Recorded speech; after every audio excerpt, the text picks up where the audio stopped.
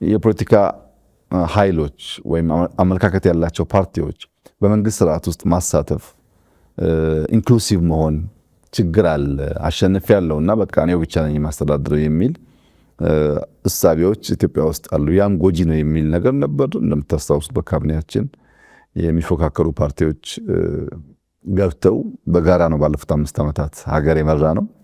ያም በቂ አይደለም። በፓርላማ ውስጥ ተሳትፎ ያንሳል። ይሁነን ብለን ሌሎች ኃይሎች እንዲሳተፉ መልቀቅ አለብን ማሳተፍ አለብን የሚል ምናልባት ኤክሰፕሽናል የሆነ ውሳኔ አሁን እንደዋዛ ብናየው ነገ ደግሞ ማግኘታችንን እናያለን። አንድ ሁለተኛ ደግሞ እስካሁን ባለን ታሪክም በሌሎች ሀገራት ታሪክም ብንወስድ ሊመረጥ የሚችል ገዢ ፓርቲ ግድ የለም ሌሎች የሚሳተፉበትን እድል ልፍጠር ብሎ ማድረግ ላይ ውስንነት ነበር። እኛ ዘንድሮ አድርገናል። እንግዲህ በፓርላማ በካቢኔ በፓርቲ በክልል አውቶኖሚ ትርክትን በማድረቅ ኢንክሉሲቭ መንግስት በመመስረት ሀገርኛ እሳቤዎች ላይ መሰረት ያደረገ መንግስት በመስረት ረገድ ምንም ልታወዳድራት